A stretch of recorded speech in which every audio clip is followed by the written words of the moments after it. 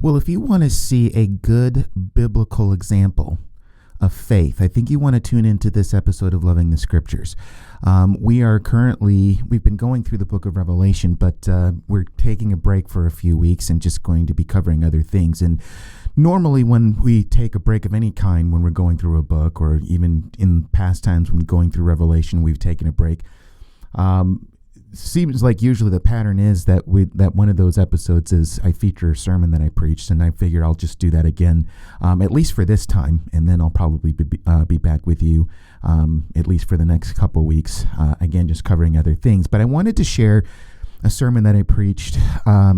It's probably been a couple years now, 2 or 3 years ago, on the Jesus encounter with the Phoenician woman in Matthew chapter 15. And it is, I got to tell you, when you really look deep into what is actually going on between Jesus and this Gentile woman, you just see how amazing this whole thing is, what Jesus is trying to draw out of her, and the tremendous, tremendous faith that she displays in front of Jesus, and not only in front of Jesus, but in front of the other disciples. And you'll see why that's important, just given their attitude in this whole story. So I want you to just tune in, and I hope that this is something that speaks to you and really blesses you and encourages you. I do want to, before I transition you into the sermon, I want you to let you know, once again, gotta slip in the shameless plug here. My book, Signs of the End, what did Jesus say about his own return and the events that point to it? Again, you can get that on Amazon.com and BarnesandNoble.com. It is now also available on Kindle as well. So if that's your thing, that is also available in that format now as well. That just recently came out in that format. So if that's something that you prefer, that is also an option as well. Also on this side, I just want to just tell you that if you enjoy Loving the Scriptures and you haven't done so already, that I would encourage you to subscribe to this podcast on Apple Podcasts, iHeartRadio, YouTube, or Spotify, or wherever you listen to your podcasts. You can also follow me, Steve Gill, on Twitter. The handle is @LTScripts. That's LTSERIPTS, which stands for Loving the Scriptures. All right, I'm going to transition you into the sermon. My name is Steve Gill, and you're listening to Loving the Scriptures.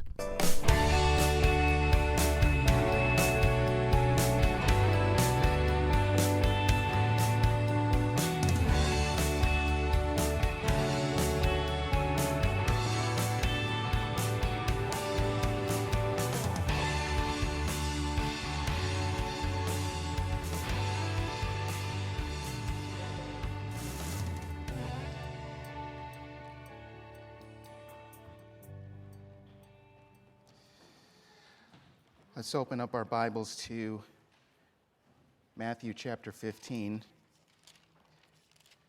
It's where our text is this morning.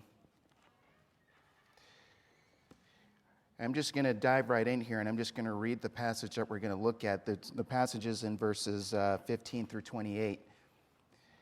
And just as I've prepared this message and just thought a lot about it, I've always thought of this passage as an amazing passage, but as I've meditated on it just in preparation for this message, I just really just reawakened my spirit just how amazing this is. What I call a display of great faith from this Canaanite woman. And so Matthew chapter 15, verses 21 through 28, let me read the whole passage, and then we'll get started here. It says, "And Jesus went away from there and withdrew to the district of Tyre and Sidon. And behold, a Canaanite woman from the region came out and was crying, 'Have mercy on me, O Lord, Son of David. My daughter is severely oppressed by a demon.' But he did not answer her a word. And his disciples came and begged him, saying, 'Send her away, for she is crying out after us.' He answered, 'I was sent only to the lost sheep of the house of Israel.' But she came and knelt before him, saying, 'Lord, help me.' And he answered, 'It is not right to take the children's bread and throw it to the dogs.' She said, 'Yes, Lord, yet even the dogs eat the crumbs that fall from their master's table.' Then Jesus answered her, 'O woman, great is your faith. Be it done for you as you desire. And her daughter was healed instantly. I'm going to take you back in time, back in the days before the Maury Povich show was a thing. And if you are familiar with talk shows, you know what Maury Povich is best known for. He's best known for his paternity tests, sometimes lie detector tests, but I think most of it, is that show still on, by the way? Does he still? I don't know. Okay. We're all in the same boat. We don't know. But we know Maury Povich, I think, and we know his show. Even if you don't watch it a lot, I think you know that what he's best known for on his show is the paternity test. But back in the day, and before he was even a thing, there was another talk show host who I would say was the king of paternity tests, and his name was Montel Williams. And Montel Williams, every once in a while, he'd have the show. It was pretty much the same setup. Whenever he did have the paternity show test, it wasn't all paternity tests, but whenever he had them on, it was the standard situation. You had the woman, she had a baby, and there was some uncertainty with at least two people who was the father of the child. And so the standard was the same. They'd talk it out, they hash it out, and then they'd finally get to the results. So-and-so, you're the father, so-and-so, you're not the father, that whole production. Well, there was one particular episode I remember. It sticks in my brain. Same situation, mother had a child, two people who are potentially the father, we just don't know who. Now, what sticks out about this particular scenario was that there was one guy on the stage who so desperately wanted to be this little girl's father. I mean, and you could just tell, he was just so ramped up. He said, I hope this is my kid, because he had already, even though there's questions about who's the father, he had invested himself in this little child's life, loved her dearly, and so desperately wanted to be this child's father. Well, it's time for the test to be revealed. So you have the envelope, you know how it works, and they open it up, and they start with the other guy. His tests. He looks and he says, okay, as it relates to this child, I don't remember her name, it says, Jake, and I don't know if that's his name either, but it says, Jake, you are not the father. And the other guy, he just jumps up out of his chair. He's like, yes, yes, yes. And he's just jumping up. And you usually see that oppositely on the other side. If somebody says you're not the father and they're so relieved and they start jumping around and they're dancing. But this guy was so excited that the other guy was not the father, okay? And so he's just going all crazy. He's like, oh, yes, oh, yes. And he's sitting down. He's just kind of going like this. And Montel's like, I like your enthusiasm, but understand, just because he's not the father doesn't automatically mean that you're the father necessarily. And he lifts up his hands and, like, in the standard religious way, he goes, I have faith. He's like, I have faith. And, the end of the story is he did end up being the father, and he did some of the more jumping up and down. This guy was really excited, but what sticks in my mind was the whole thing where he's just like, I have faith. I don't blame the guy. He's excited about everything, and he's just really hoping, but really, you kind of think about the concept of faith. Faith in what, actually, would be the question. Well, I know from his perspective, it's faith that I believe that I'm the father of this young child. But really, in a sense, isn't that how a lot of people, whether inside or outside the church, kind of approach the whole thing of faith? It's easy to say, I have faith, but the question is, what do you have faith in, or in who? A lot of people, faith is just one of those things where it's just kind of a mystery. I have faith. I have faith. I have faith. Okay. And in a lot of people's minds, it's just a mysterious sort of, yes, I believe something. I believe that this will happen. I believe. And I think in a lot of people's minds, this whole idea of faith, their picture in their mind is like faith. Okay, I believe. And it's not just believing. I just have to believe really hard in something. And I believe in my heart, I just believe, And I think in a lot of ways, you can see that with people outside the church, and in some ways, maybe even inside the church. When it comes to this whole thing of faith, belief, that topic is a pretty standard topic in our discussions as Christian people. right alongside things like sin, grace, mercy, joy, Jesus, faith. We hear a lot about faith, faith, faith, faith. We hear a lot of sermons on faith. And while we hear a lot about faith, and sometimes we search our own hearts, we might think that, man, do I have a very mysterious and nebulous kind of thought of what faith is? We have to come to the understanding that the Bible really, while it talks about the topic of faith, the good thing about the Bible, and especially when it comes to faith, is that the Bible gives us good examples of what faith looks like. And not only just faith, but great faith. That's why I titled this way, A Display of Great Faith, because this woman that we just read about, Jesus even said that her faith was great. And so for those of you who are very visual or who like examples, this is going to be a good message, I think. Because we can hear a lot about something, but we might ask in our own minds, okay, but what does that look like? I think this passage gives us a good idea. And, as I was thinking about this message, my mind went back to Hebrews 11, the very well-known passage which many people call the Faith Hall of Fame. Mentions a lot of very prominent Old Testament characters in their faith. And near the end of that passage, the writer says that time does not permit me to mention David and Jephthah and all these other people and just some of the things that they did. So it just gives you this understanding that there are so many other people that could have made that list, and just kind of the things that they did that exemplified very good, very great faith. And this is one of those things where I don't know, what the writer of Hebrews would have thought of how mindful he was of this woman, but I mean, if there was anybody who isn't mentioned in the Faith Hall of Fame that you would ask, okay, who else would belong there? I would think that this woman would. Now, granted, the writer of Hebrews was writing about Old Testament characters, and in a sense, really technically, this is an Old Testament character. Granted, she appears in the Gospel, and it's a New Testament book. We have to understand that in the Gospels, the story that takes place in an Old Testament context. The difference here is that we're dealing with somebody who came face to face with Jesus Christ himself.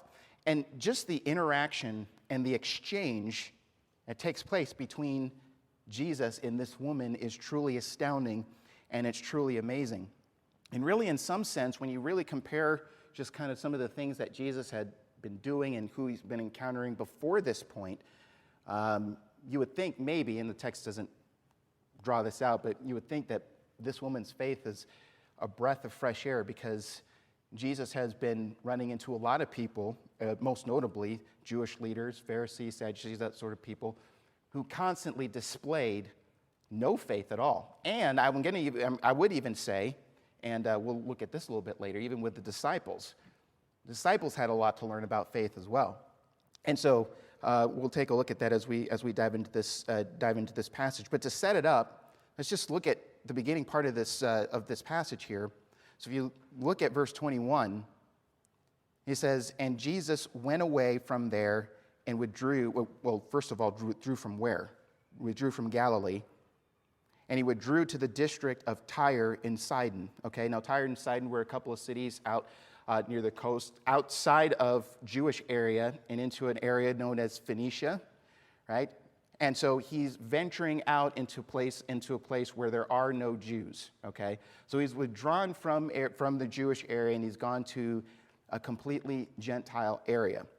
Now, the interesting thing about Tyre, the interesting thing about Sidon is that there are people from that area who have already, by this point, had some sort of contact with Jesus, or have seen Jesus and has seen what he is made of, what he is capable of.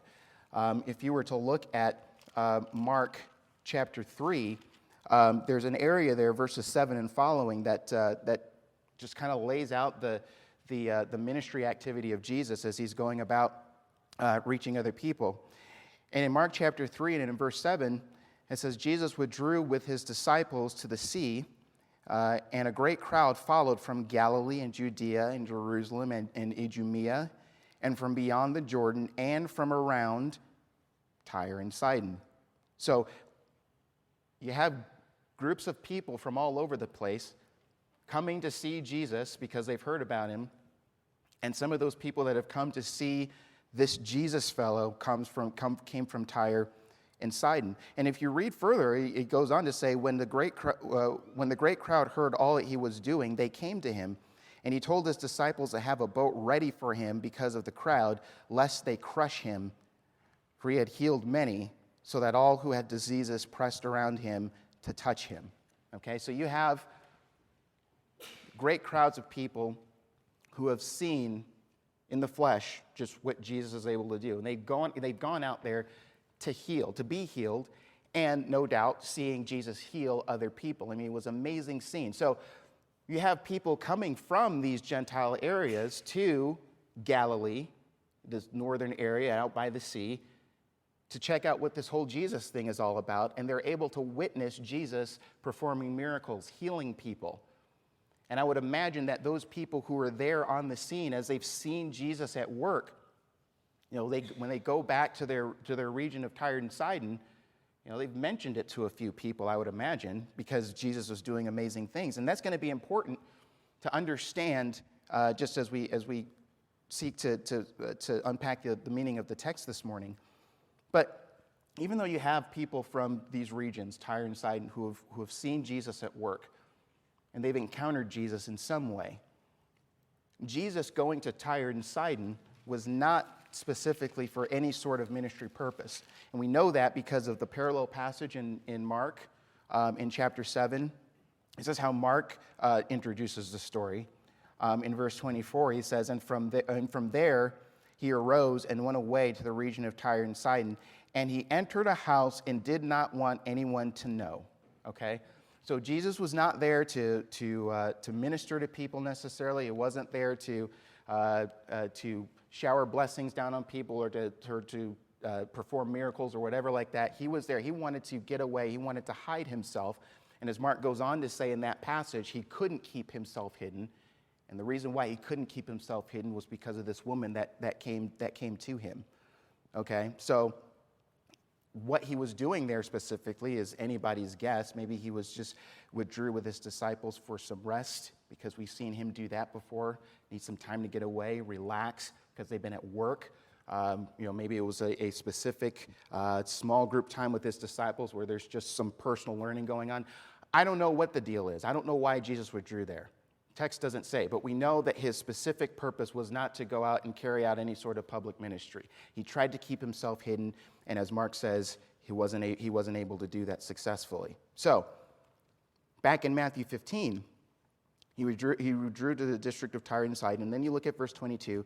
It says, and behold, a Canaanite woman from that region came out and was crying, have mercy on me, O Lord, Son of David. My daughter is severely oppressed by a demon. Now, in Matthew, this woman just comes out of nowhere.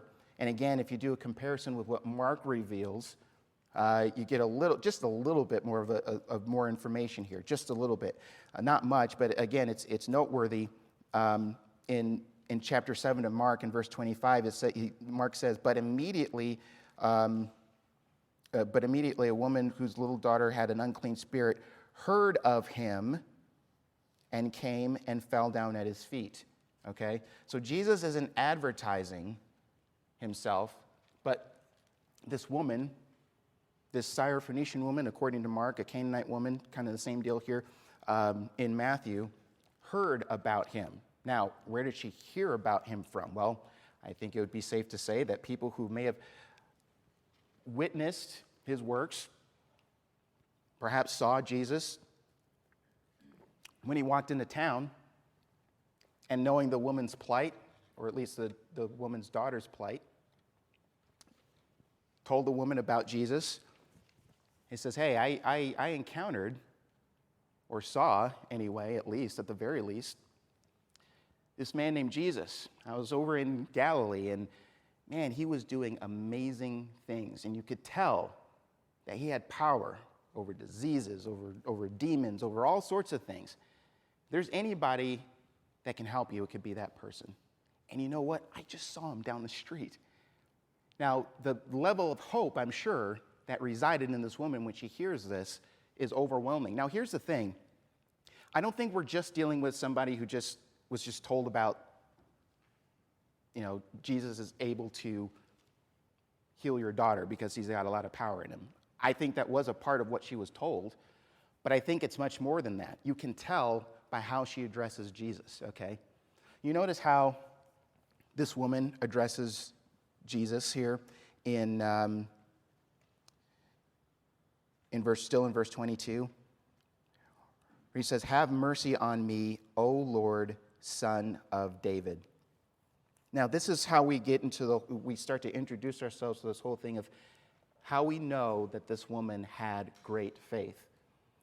And an ingredient of great faith is somebody who knows who she's dealing with, okay?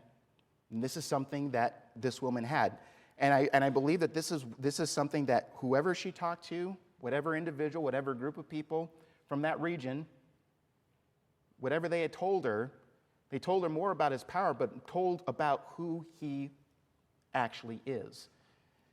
The word Lord there, let's just start out with the word Lord. The word Lord, Kyrie, in the Greek, can mean a couple of things. It could mean sir, it could be a polite term, and sometimes people used it in that sense. Most of the time, though, in the New Testament, especially when you're talking about Jesus, when you're talking about God, and the word Lord is used, that word Kyrie has the idea of understanding that you're dealing with God. So you're dealing with somebody who's saying Lord, approaching Jesus and saying Lord. Most of the time, 9 times out of 10, you're dealing with somebody who recognizes that Jesus is God. That's what you're dealing with here. And I think that's what this woman recognized. I think it's evident just based on what you see unfold later on in the text. This woman recognized that she was dealing with God. And not only that, she said, "O Lord, Son of David." Now, what's that all about? What is Son of David? Son of David was a messianic term. That's the term that the Jews used when referring to the Messiah, their long anticipated, long awaited Messiah. Okay? Now, so just kind of think about what this is really saying, because this is amazing. You have this woman, not a Jew, and who, by the way, as the text says there, she's a Canaanite. Let me just pause there and just expand on that whole idea for a second. We're not just dealing with any old Gentile, we're dealing with a Canaanite. Now, if you're familiar with the Canaanites were, in the Old Testament, were people that Israel, when they took over the land, were supposed to totally wipe out the Canaanites that were living in that land. These were people who were marked in God's curse, and they were supposed to be wiped out and obliterated by the Israelite people. Now, you may ask the question, well, if that's the case, then what is this Canaanite woman doing here? Shouldn't they be extinct? They should be, but they weren't, because Israel was disobedient. They let them hang around, and that was kind of served as a snare to them. Don't have time to go into that. It's not really important for the message, but with the lack of follow-through, you have Canaanites who still exist. And they even existed even in times of Jesus. But nevertheless, you think about the fact that we're dealing with a Canaanite woman. Now, anybody at that time, anybody in that region, any Jew or anybody would understand that the Canaanites were seen as very harsh enemies of God. So if we're talking about anybody in that day, in that culture, yes, a Gentile, but a Canaanite, somebody who definitely didn't deserve any of the good graces that God would extend to the Jewish people, it would be to this Canaanite woman. And yet, this Canaanite woman has the guts to come before Jesus with this plea and saying, "Lord, please help me, because my daughter," as it says there, still in verse 22, "is severely oppressed by a demon." And that's a very serious deal. And you get the understanding, I think, from the original text, more so from the Mark passage than in this passage, that we are dealing with a little daughter, a little girl. So if I were to guess, we would probably say at least somebody under the age of 12, which gives you a little bit of an understanding of just how vicious and how evil the evil spiritual realm is. I mean, we think of spiritual oppression and spiritual possession is bad on anybody, but even so, children were not exempt, unfortunately. And so this woman, in this desperate situation, dealing with her daughter, with this demon that was oppressing her, so this was a very serious situation. So she mentions Son of David. using a messianic term. I would imagine that any other person who was a Jew, if they heard her say that, would ask, why in the world do you think that you have the right to utter that title from your lips as you're addressing this person?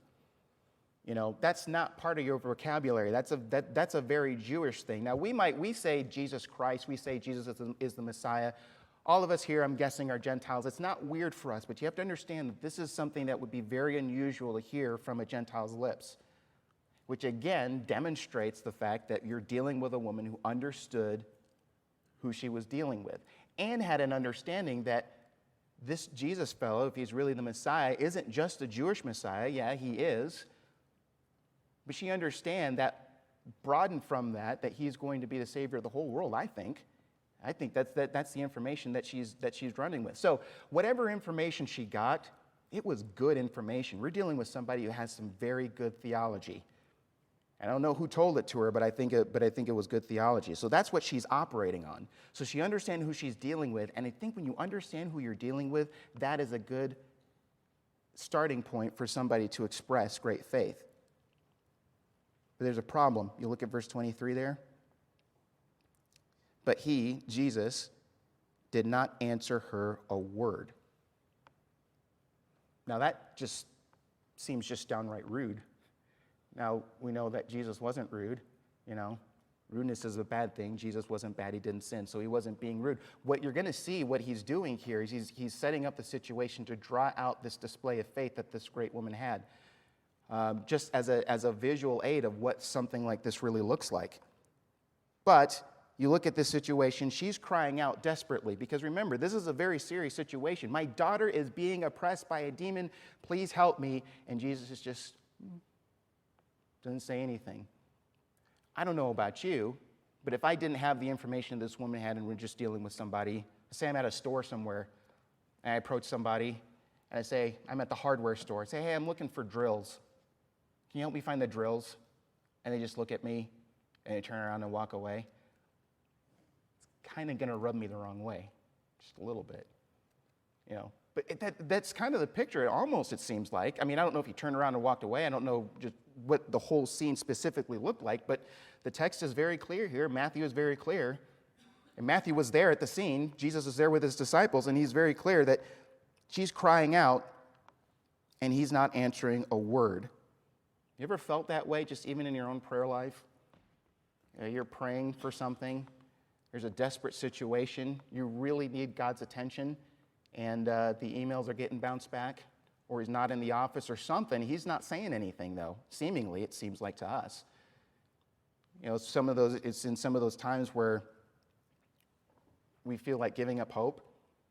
Really, what we're going to learn from this woman, not only the fact that she had the strength to even approach Jesus in the first place, but what we're going to see is her persistence.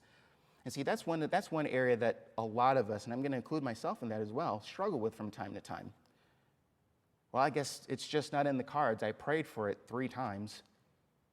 I prayed for it 2 times, and it didn't answer. And so I guess you would assume that the answer is no. Sometimes the answer might be no, but I don't think we should automatically assume that every time. It's interesting, if you look at websites of different literary agents, who look at all sorts of manuscripts to possibly represent and to give to the publishers and things.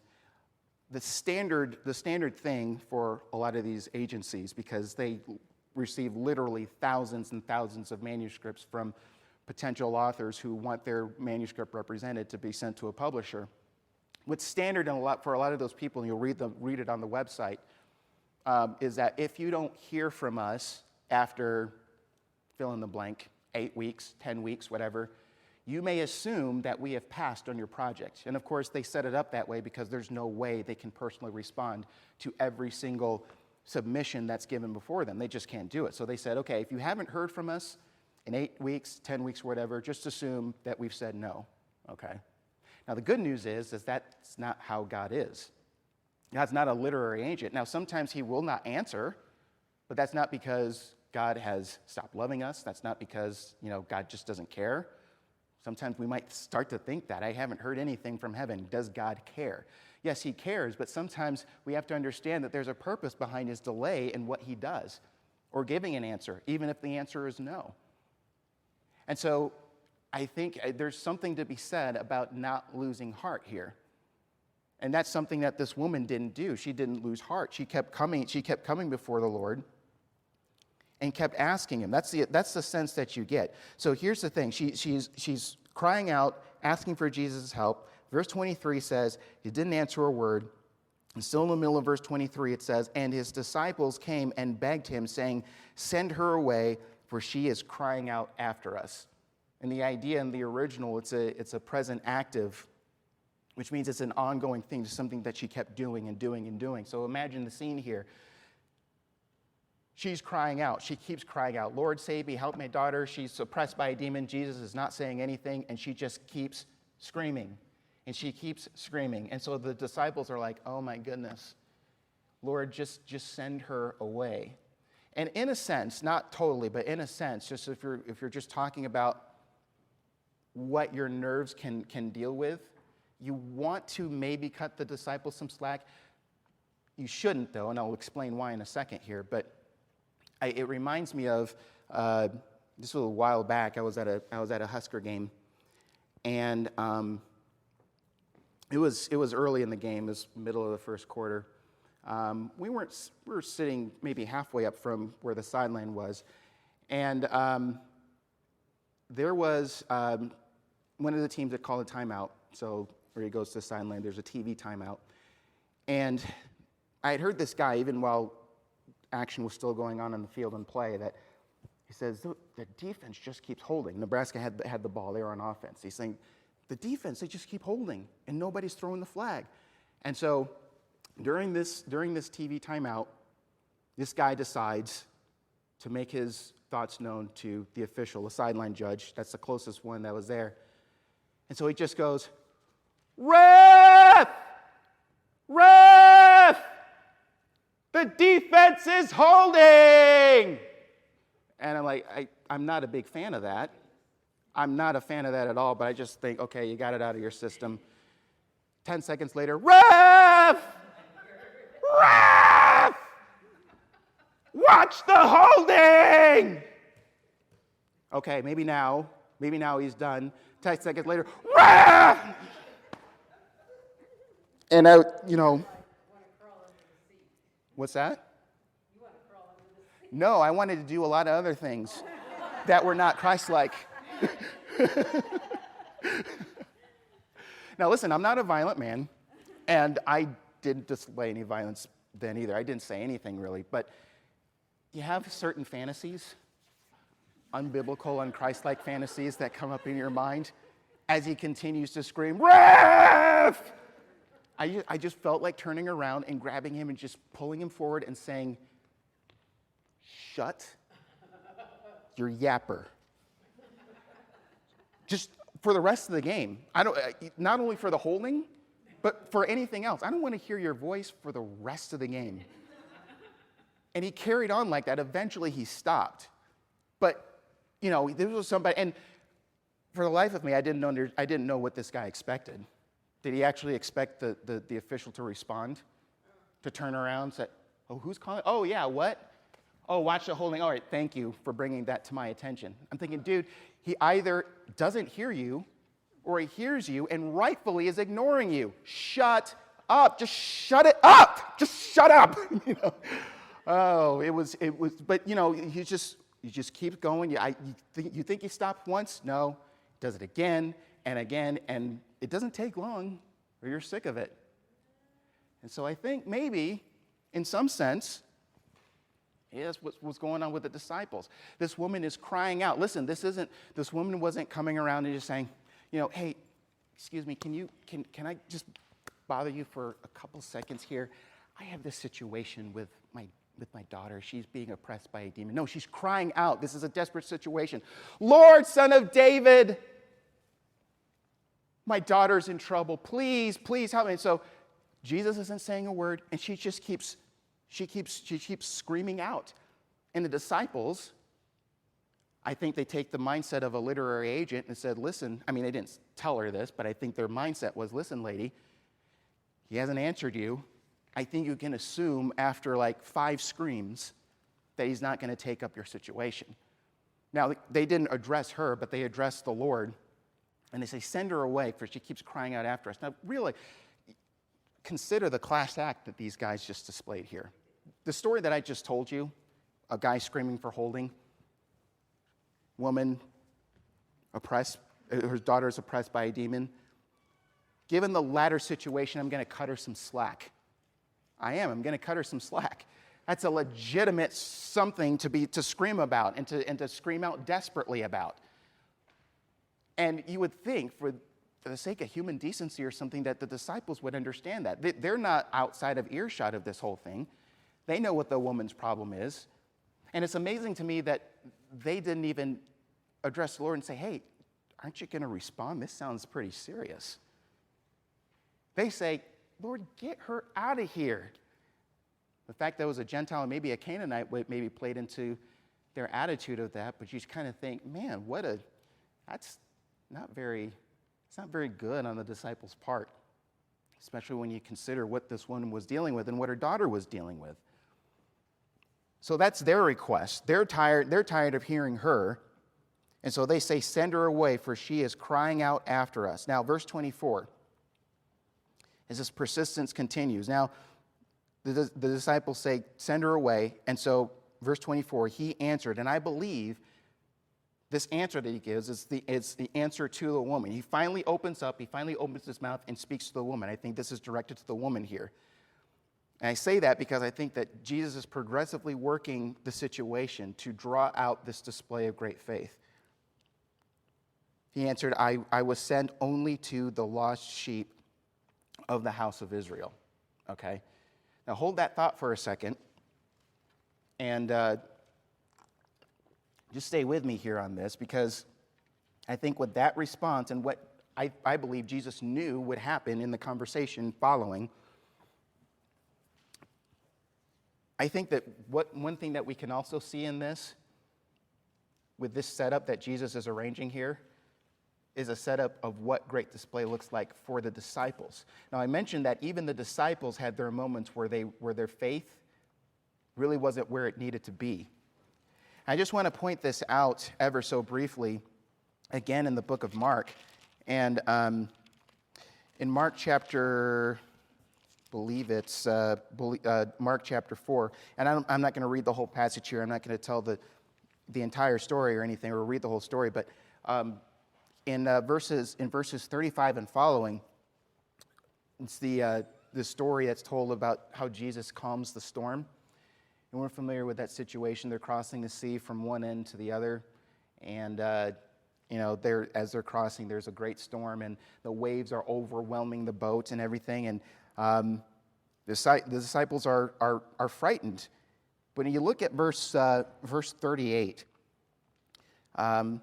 It says, but he, and the he here is talking about Jesus, but he was in the stern, asleep on the cushion. So this isn't bothering Jesus at all. I mean, this is a huge storm, waves crashing over the boat and onto everything, and it's a very wild scene, and Jesus is able to sleep comfortably on a cushion. And then you can continue in that verse. It says, and they being the disciples, woke him and said to him, now listen here, listen. It says, teacher, do you not care that we are perishing? So Jesus is asleep. They wake him up. And what draws my attention says, do you not care? And again, like I said, I think that's not different from what a lot of us think sometimes. When we're not hearing from the Lord, we say, Lord, don't you care? So Jesus gets up and he calms the storm. Peace, be still. And you know what Jesus does? He rebukes them. In verse 40, he said to them, why are you so afraid? Have you still no faith? Now think about this. He says, don't you care? If anything, you would think that the woman in Matthew 15 would be more justified to say that to Jesus, because Jesus was outright just not saying anything. And she could have said, Lord, don't you care? You're acting like you don't care, but that's not what she says. She just keeps crying out and crying out and crying out and crying out. Her persistence, that demonstrates the kind of faith that she had. We're going to learn more about that faith, but I think that's another feature that we can draw from this passage here. And what's interesting about this whole thing about Jesus calming the storm, this really doesn't put the disciples in a good light, because before the storm even happened, if you go right to the beginning of that story in verse 35, it says, on that day when evening that had come, Jesus said to them, let us go across to the other side. Jesus already had the destination mapped out. This is where we're going. And so when a storm happens, they feel like they're not going to make it, even though Jesus said, hey, we're going to the other side. And by the end of it, Jesus is saying, why are you so afraid? Do you still have no faith? So this was what we see here with the woman. This is a good example, a good visual aid for them, so that they themselves, and even us by extension, can have an understanding and a good picture, a good display of what great faith looks like. So, like it says in verse 24, it says, he answered, I was sent only to the lost sheep of the house of Israel. Now notice the response in verse 25. But she came and knelt before him, saying, Lord, help me. So she's already been told by Jesus. Jesus has finally opened his mouth, and he said, I was sent only to the lost sheep of Israel. And that doesn't deter the woman. She comes and she kneels down. She knelt down before him. There's a position of submission and saying, Lord, help me. Now, a couple of commentaries made this note here where they said, notice that in this second thing here that the woman said, that she no longer said son of David. She dropped the son of David and just referred to him as Lord, which is an interesting observation. It sounded like they were trying to make something out of it. And initially I thought, I don't think there's much to that. But then the more that I was meditating on the passage and the more I was studying it, the more I looked at it, the more I started to think, you know what? I think they actually might be onto something. You know, Jesus says, I was sent only to the lost sheep of Israel, the lost sheep of the house of Israel. So he said, my ministry is primarily Israelite in nature. That's my target group. That's who I'm trying to reach. And so this woman, now addressing him again, saying, Lord, but leaving out the son of David, the Messiah part that is so tied to Jewish vocabulary, it's almost as saying, okay, I won't address you as son of David, which is a Jewish thing, but you're still Kyrie. You're still Lord. You're still God. It's almost as if she's saying, last time I checked, you're God who is creator of all things and all people. Doesn't that include me too? Imagine, that's so amazing that she took that step. Okay, I'll drop the son of David, but you're still Kyrie. And doesn't that mean that you can pay attention to a petition such as mine? See, this woman's theology was amazing. And this is on a first face-to-face encounter. And so she just takes it to the next step. Now, again, Jesus is setting all of this up. He knows how this conversation is going to go. And so it's interesting how it just seems like Jesus continues to put the roadblocks in front of her, one roadblock after another. So he said the whole thing of, I was sent only to the lost sheep of the house of Israel. And so she still says, Lord, help me. And so Jesus answers this in verse 26. He says, and he answered, it is not right to take the children's bread and throw it to the dogs. Now, this has kind of maybe made some people a little bit uncomfortable. Let me address the elephant in the room first before I just expound on this a little bit further. But a lot of people focus their attention on the word dog. And so the question inevitably comes up, wow, that seems a little bit harsh. Is Jesus calling this woman a dog? Doesn't seem very polite. There were two types of dogs that you dealt with. There were the wild, untamed, scavenging dogs that were out in the street. eating garbage and all that stuff. And then there's little pet dogs. Yeah, some people had pet dogs as pets. I don't think it was very as widespread. It would be my guess. I don't know for sure. But you had some people who had pet dogs. And that's the word that Jesus uses. I don't know if it eases people's thoughts or minds. I mean, whether a street dog or a house dog, you would imagine nobody would want to be called a dog. But whatever the case may be,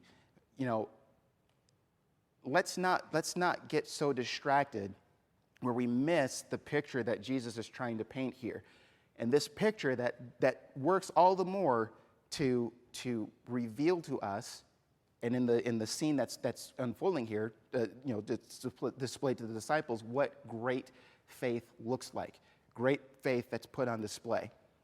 Okay, so Jesus paints this picture here. And he says, it's not right for me to take food that belongs to the children and toss it to their dogs. Can you imagine if in a real life situation, what that would look like? If we learned that in a house, you cook this delicious meal, and then all of it goes to the dogs, all of it goes to the pets, and then the children either get nothing or get very small scraps. Now, today's Father's Day. If you're a father and you do that, you're not winning Father of the Year, I assure you. But the picture makes sense, right? That's not what any rational human being would do. That's just not how they operate. You cook a meal, you feed your family, and if anything goes to the dogs, it's not going to be very much. Okay, so it's almost as if Jesus is saying, I was sent to the lost sheep of the house of Israel, but it's not right to take what I'm doing with them and passing it off to you. That's just not proper. If Jesus wasn't speaking in moral terms when he's saying it's not right, but for propriety's sake, that's not the proper thing to do. And so you would think, okay, end of the story, right? Woman says, okay, well, I gave it a shot. He shot me down again after he finally decided to speak to me.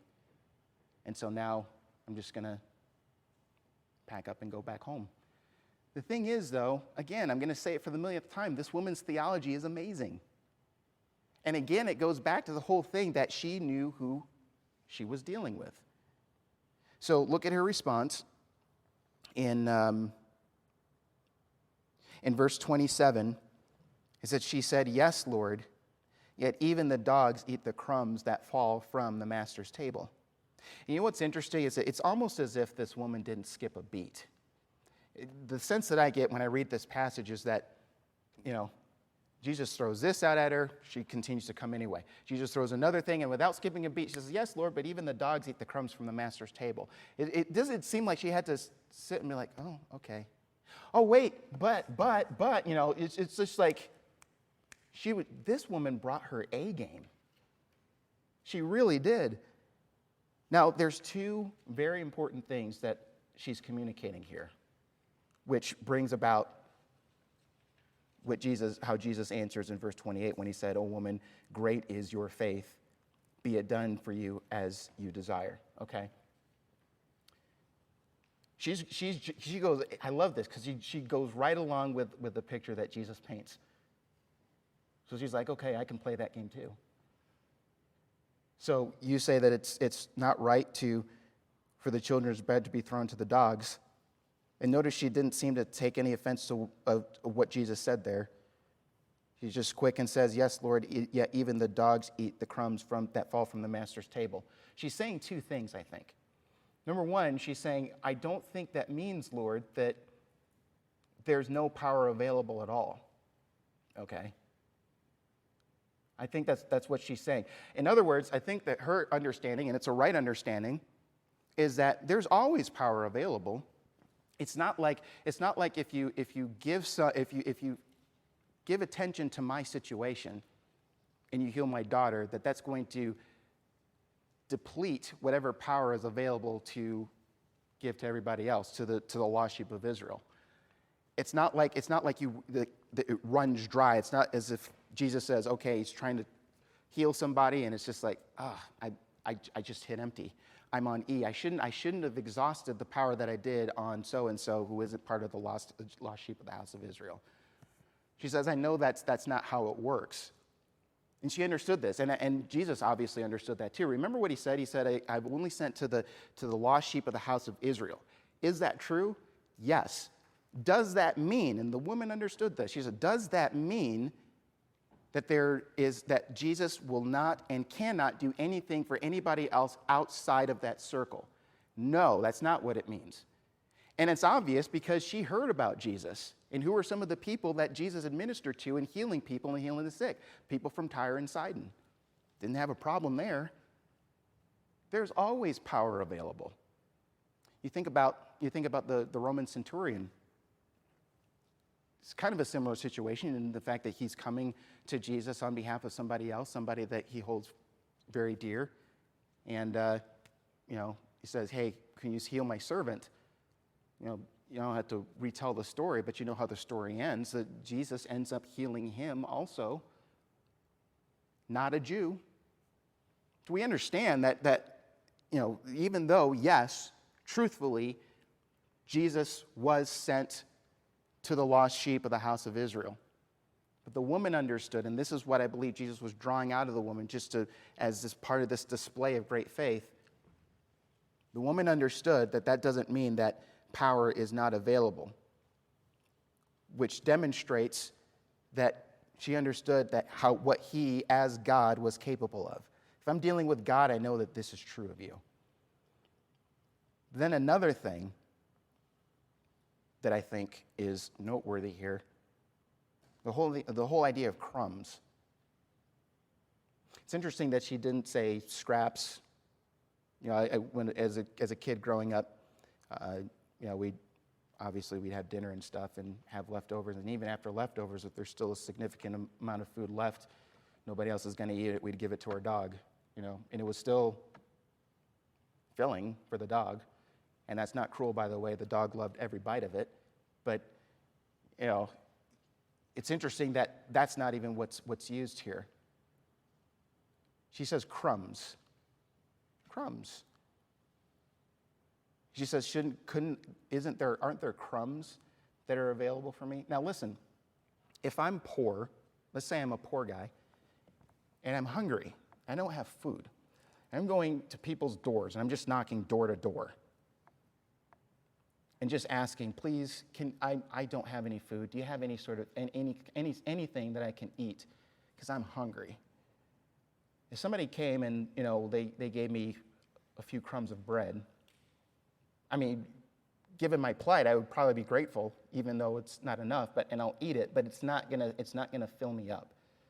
I'm gonna have to go somewhere else to work on getting my stomach satisfied. Crumbs aren't gonna do anything. But here, in going on with the illustration that Jesus is laying out, the woman is saying, crumbs are enough. That speaks to what she believed as far as the potency of God's power. I don't need much. I don't need much. Surely, just as the dogs eat the crumbs from the master's table, certainly crumbs that are provided to me will be sufficient to meet my need. That's an amazing perspective. And again, that goes back to the understanding that this woman knew who she was dealing with. The crumbs are sufficient. And so therein you see the response from Jesus in verse 28, "O woman, great is your faith." And then he says, it says, "It's done. Be it done for you as you desire." And her daughter was healed instantly. Amazing, amazing story. Like I said, as I've been thinking about it all through the week, I always thought I really liked this passage, and it was an amazing passage. But for some reason, it awakened in me just how amazing it is. This is super amazing. I don't know how any of you feel, but I think that this is super amazing, and it's super beneficial, and it's challenging. This is a passage that challenges me. You remember I told you a little bit earlier in the message about losing heart? I'm just not saying that willy-nilly. I say that for myself sometimes as well. I've noticed that about myself. Oh, well, I've prayed a couple times. Well, I guess it's just not in the cards. You know what I think is interesting here, and I think you even see it in this passage, is that when God doesn't answer, that's a perfect invitation, I guess I should say, for us to persist in prayer as a process of strengthening and building up our faith. See, God isn't one who's being rude. God isn't one who's saying, well, I don't care anymore. That's kind of what it feels like, because we think that if any other human treated us like that, that's the conclusion that we would draw. What other explanation would there be? But really, if you're dealing with somebody like that on the human level, yeah, maybe they don't care. But with God, who loves us, has a purpose for us, he does work in our lives for our benefit, for our good, for our strengthening. And one of those things is a matter of faith. And we can look at passages like this as inspiration and encouragement, even though it does challenge it to a certain degree as well. That knowing that God has perfect things in mind as he operates the way that he does. Now, just as I start to draw this to a close here, one other thing that came to mind in this, I don't know where all of you are, just as it relates to how that faith is displayed, how it's exercised in your life. But I'll tell you something that I remember I heard from more than one pastor in years past. And it's very interesting. And that might give an indication where a lot of people, not everybody, but where a lot of people are when it comes to something like this. It's amazing how, pastors will say, there are a lot of times where I'm approached by somebody in the congregation. They got a crisis going on. And they lay it all out. I'm dealing with this, and this is what it's doing to my spirit, and blah, blah, blah. And they lay it all out there.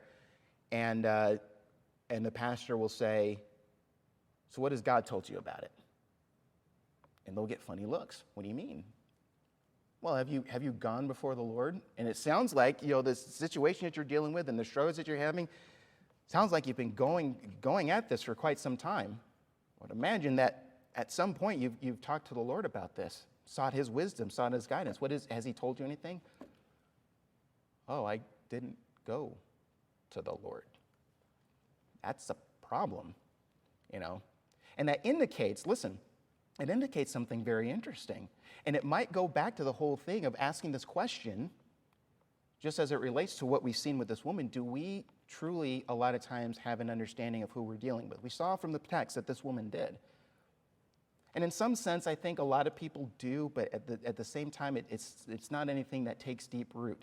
It's interesting that when troubles hit, and sometimes I think God orchestrates those things so that it will bring us to our knees.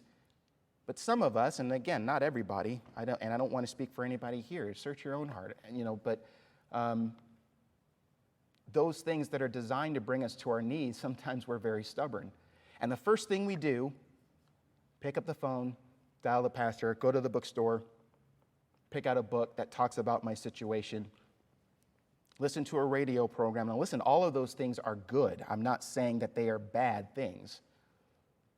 And even if going to the Lord isn't your first thing, you would think that maybe at some point down in the process, coming before the Lord would be something as Christians, as people who say, we believe in God, we believe in his power, we believe that all things are possible with him, that we would at some point approach him with our need, with the understanding that he has the power to meet that need. But for some people, that's a stretch. I read all the books that are out there. That's great, and not to say that God can't use those things, and not to say that you can't go to your pastors.